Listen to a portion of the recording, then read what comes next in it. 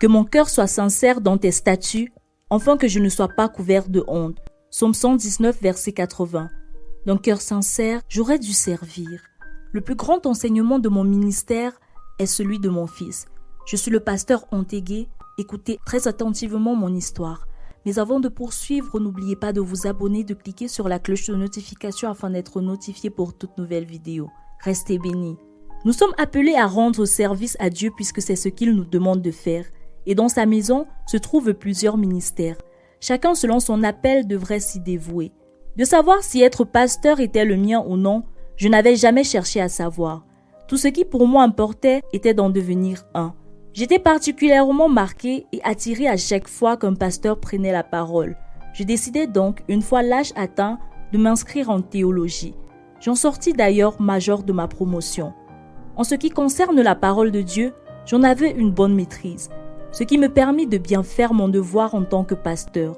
Mes prédications étaient toujours très appréciées des fidèles ainsi que des autres membres du corps pastoral. J'en étais bien sûr très fier, j'avais par là une grande assurance et confiance en moi. J'étais invité à travers le monde pour des enseignements et même des rencontres ainsi que des retraites spirituelles. Sur le plan personnel également, tout allait comme sur des roulettes, car j'avais épousé la femme de mes rêves et nous avions 3 enfants que j'aimais tellement. Dieu m'avait fait grâce et même financièrement, c'était la grande forme. J'avais en gros une vie de rêve. Je recevais chaque fois au bureau des personnes qui traversaient des moments assez difficiles. Et pour leur redonner espoir, je leur parlais de ma famille et du travail spirituel fait derrière cela. J'encourageais mes fidèles à prier Dieu pour avoir une famille comme la mienne. Tout allait très bien, du moins jusqu'à ce fameux soir. Nous venions tout juste de méditer et ma femme s'approcha de moi et me fit comprendre que nous devions discuter, que cela ne pouvait plus attendre. Une fois dans notre chambre, elle s'arrêta quelques minutes avant de commencer. « Chérie, il y a quelque chose que tu dois savoir. Je sais que tu es un homme très raisonnable et je te prie de m'écouter jusqu'à la fin. Eh bien, vas-y donc, je t'écoute. Qu'y a-t-il de si intriguant et de si urgent que tu ne me laisses même pas souhaiter bonne nuit aux enfants avant leur coucher ?» répondis-je. Eh bien, ça ne pouvait plus attendre. Naomi apparemment, elle est enceinte. Ce fut comme une douche froide que je prenais. Cela sonnait tellement faux à mes oreilles que je feins de ne pas avoir entendu. « Recouche-toi s'il te plaît, tu es fatigué, je le sais. Tu as beaucoup travaillé aujourd'hui.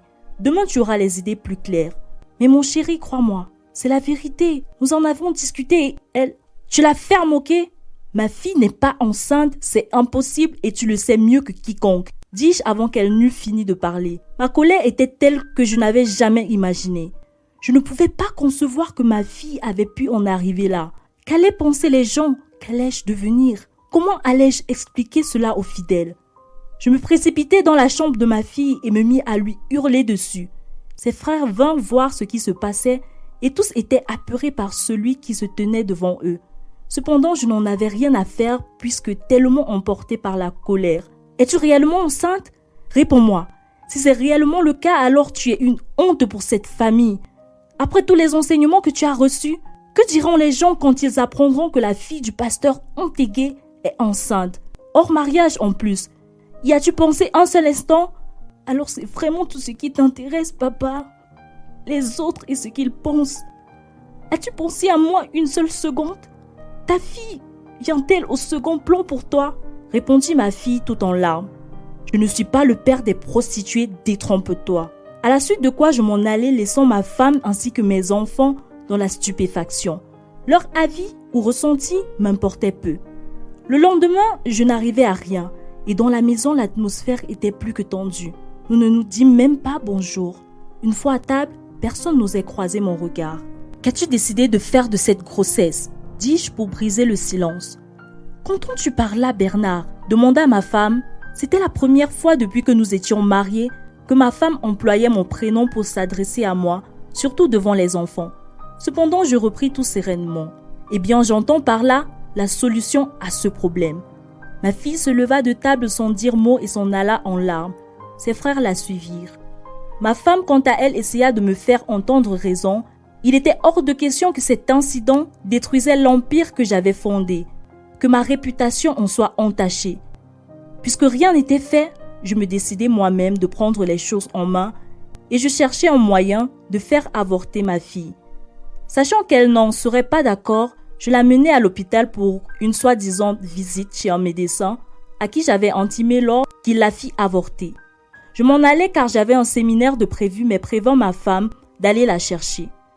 Une fois le séminaire terminé, je revins à la maison mais n'y vis personne. J'attendis longtemps mais rien. Je constatai alors que mes garçons non plus n'étaient pas rentrés et leurs affaires avaient disparu.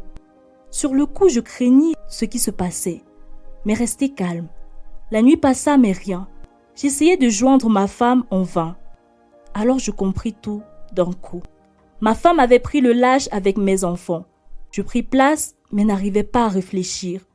Je réalisais quel monstre j'avais été jusqu'ici. Je n'avais même pas laissé le temps à ma fille de s'expliquer. Je l'avais condamnée et j'avais brisé l'harmonie de notre famille. J'avais balayé du revers de la main tout ce que nous avions partagé, tous les enseignements. C'est assez curieux de le dire, mais pour cette fois, je pensais à Dieu. Pasteur que j'étais, je ne l'avais jamais vraiment évoqué que lorsqu'il fallait parler aux autres, mais jamais pour moi. Je me mis donc à la recherche de ma famille, mais en vain. Le regard externe m'importait moins. Tout ce que je voulais, c'était de revoir les miens. Mes recherches ne me menaient à rien.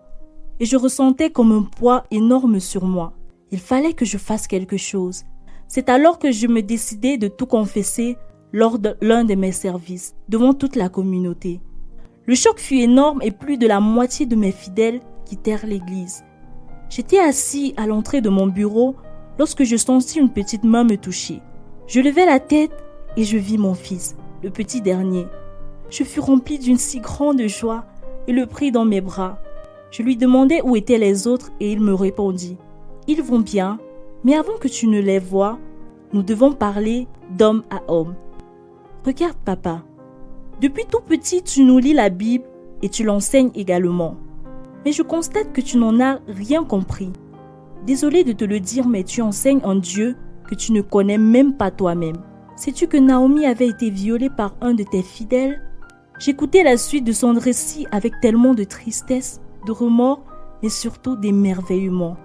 Je reçus ainsi l'évangile de mon fils. Après notre entretien, il me fit rencontrer les autres et nous nous réconciliâmes. Je ne cesserai de le dire et sans honte, j'ai appris à connaître Dieu à travers ma famille. Et aujourd'hui, je rends ministère autrement. Si vous avez été béni par cette histoire, vous pouvez nous aider à toucher plus de personnes en faisant un don via PayPal. Pour faire des vidéos comme celle-ci, vous pouvez utiliser le logiciel en description. Shalom.